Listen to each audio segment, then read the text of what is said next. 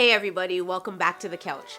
My name is Melissa and this is Couch Mom Club. Today's video, I'm about to jump on a really trending topic and I think that it's gonna be a lot of fun. If anything, it will start up a very good conversation. And the topic is parenting styles that I do not subscribe to. Now, if you've seen the title and you've clicked on this video, it's because you're interested to know what I have to say on the topic. But I want to tell you that I am not giving parenting advice. I don't think it's my place to give anybody parenting advice, especially when you haven't asked me. I believe that I'm the best mom for my children and you are the best mom for yours. I believe that if I share my experiences, let you know what I'm doing, how I'm doing things, it might inspire you, it might cause you to think a little bit, and maybe it will start a conversation. If it does, put your comments down below. I would love to talk to you and just elaborate a little bit more on the topic. Before I get into the video, I just want to be clear about two things. The first thing is that this is not a mom shaming space. We do not subscribe to mom shaming at all. Not on this channel, not on my Instagram, nowhere. I do not like mom shaming. I think that everybody has the right to do whatever they want with their children,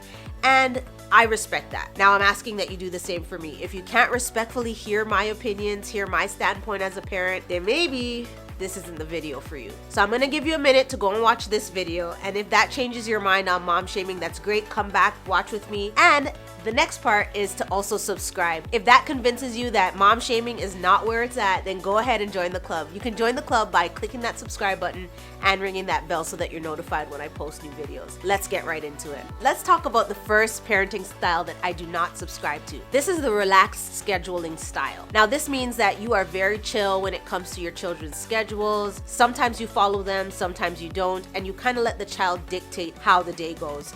Now I do not subscribe to this because I believe strongly in my nap schedules and my bedtimes. I understand the idea behind being free-flowing with your schedules, but I do not like the outcome. If my child is not well rested, then you see it in the behavior, and I don't have time for that. So I like to stick to my nap schedules. These days, my son being almost 3 years old, he's not really napping all the way through his nap, but he is quiet and he's having his own downtime in his room. Now, when he's old enough to open the door and come downstairs on his own, he can do that. I have no problems with that. But for right now, because he needs to rest and he needs that downtime, and let's be honest, I need it too, we stick to our sleep schedules. The next two parenting styles that I want to talk about is the helicopter parent and the free range parent. Now, I do not subscribe to either one.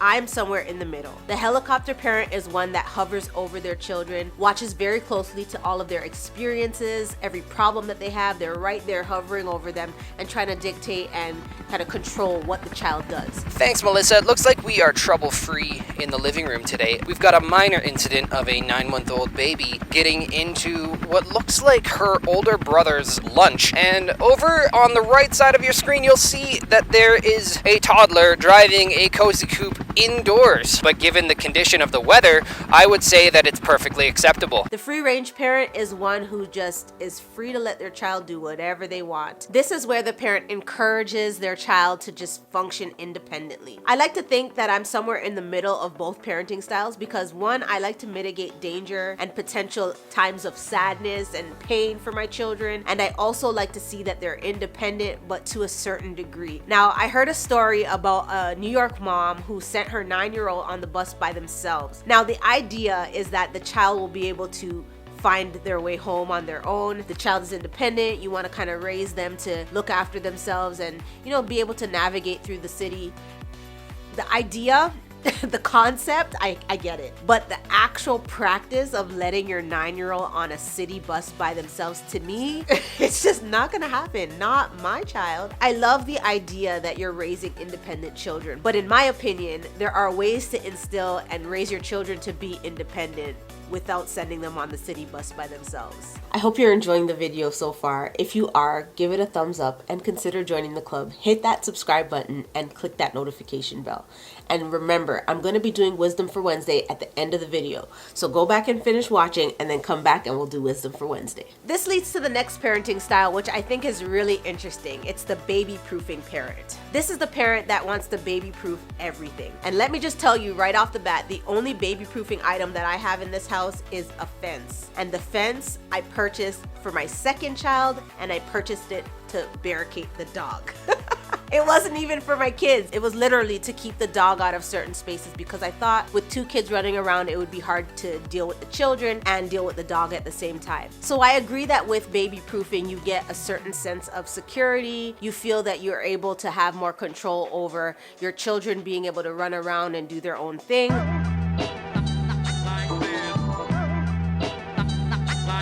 But I also believe in being able to take heed and follow instructions. I believe that my children should heed my voice. The other part of that is that society is set up in such a way where they won't always have access to everything they want whenever they want. So I want to create as much realistic experiences in my home so that when they get out into the real world, they're not shocked. I can't go here. I'm not allowed in here.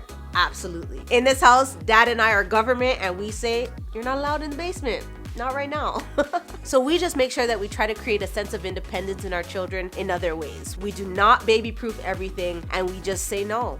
We just say no when it's time to say no. Now I'm gonna leave that right there and I'm gonna get right into the next point, which is never say no.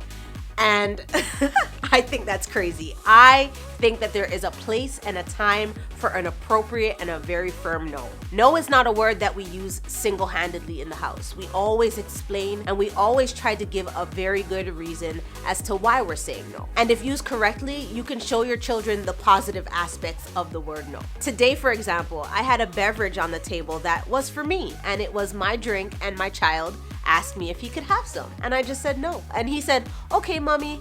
And he went on with his day because at the end of the day, I don't feel that I have to explain everything to my children. When it comes to being able to do something or staying out of something dangerous, at that point, we will offer a more well-rounded explanation as to why we're saying no. Another parenting style that I do not subscribe to is doing everything for my children. I love when they are independent and when they can do things on their own. Of course, I supervise and I ensure that I'm there if they need any help, but I never just rush in and do it for them. I'd like for them to learn how to help themselves. And I'm noticing with my son, he is very independent and wants to do things on his own. But that doesn't mean that if he does something wrong or if something can be adjusted, that I just stay out of it altogether and I don't help him out. For example, if he puts his shoes on the wrong way, I encourage him and I say, that's a very good job that you've done, but this shoe goes on your right foot and this shoe goes on your left. And then he corrects it. I don't believe in just letting them just live in their wrong. I think that they need to be corrected and I try to offer that correction. I like to see that they're learning and they're trying things on their own, but I'm always there to lend a helping hand if they need it. I do not subscribe to baby talk or changing the names of things that are more kid friendly. I tell my children the actual names of things and I don't do the goo goo gaga. We talk to our children like we're talking to regular people. However, there's a caveat to that.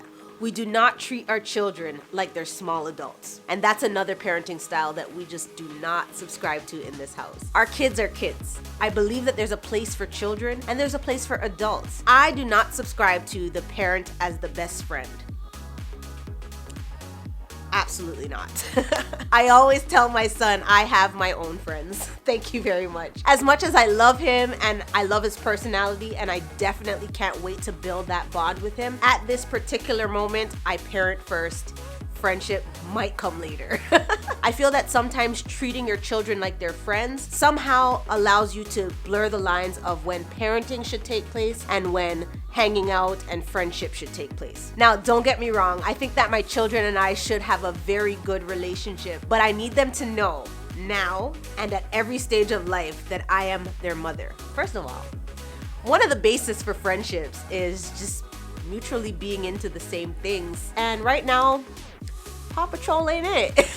So we can't be friends right now. These two parenting styles I do not subscribe to. 1, no screen time, and 2, allowing technology and electronics to totally strip me of my motherly intuition. Now, what I mean by this is the first one. It's really, really easy. To say my kids cannot have screen time is absolutely barbaric to me because without a screen, I literally could get nothing done around here. I promise you that. And I think that there are ways to properly use the screen in your home, especially at different levels of your child's learning and development. I know some doctors will say, according to the age of the child, you kind of dictate how much screen time they have. Sometimes a day will require them to have more screen time than others. And maybe he gets more screen time today and you limit it the next day, or whatever it is that you're doing. All I know is that the 0 screen time rule is not a parenting style that I subscribe to. I listen to this really cool podcast from Empower and Equip. Empower and Equip has been so good to me. The resources, the tools that they provide, the learning, it's just been amazing. And I'm gonna link the podcast that I listen to down below. This one helped me to understand screen time, the appropriate use of screen time, and just understanding why it is important and why I say I need the screen, and it is definitely not gonna be something we're gonna get rid of anytime soon. So the other part to that might be a little bit more controversial. I don't use electronics to dictate how I respond to my children. For example, we did not use baby monitors. No, I'm not crazy.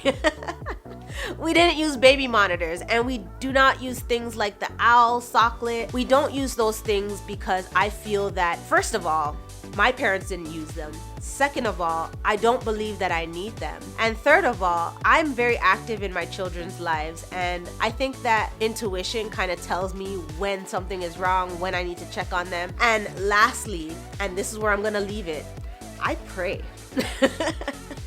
And there is no weapon that is formed against my children that will prosper. So I'm gonna leave that right there. So really quickly, I'm just gonna go through the last little bits of the parenting styles that I do not subscribe to. And I won't do much explaining. I'm gonna let you guys figure it out. So these parenting styles are the no sharing rule, the no mess rule, and the must finish everything on your plate rule. So the no sharing parenting style is one that talks about not forcing your children to share. And I get it. I understand the heart behind it, and it makes sense because we as adults don't have to share everything. So why should we force our children to? We are very giving people. In fact, if you walk through my door, it's not even a 2-minute period before I'm asking you, would you like something to drink? Are you hungry? Whatever it is, I am offering and extending something to you. And my son has even picked up on that. When anybody comes over, he's like, would you like a coffee? That's our thing. We always offer somebody a coffee. I think though, when he has a special toy or something that he really loves,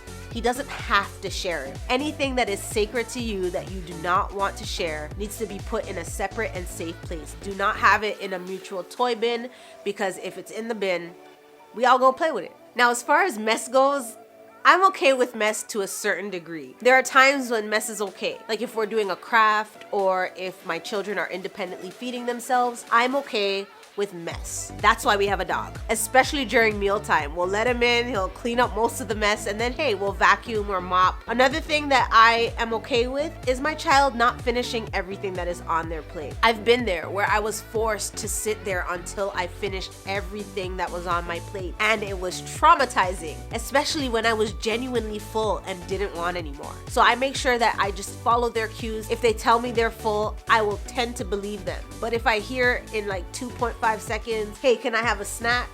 Yes, you can have your dinner. The last thing that I am gonna cover is the attachment parenting. Now, I believe that in some ways I am attached to my children. I love them so much. I don't even know if there's a word or a feeling or an emotion that is adequate enough to describe how much I love those kids. But I'm certainly not the attached parent. I don't do co-sleeping. I don't have my kids in my bed.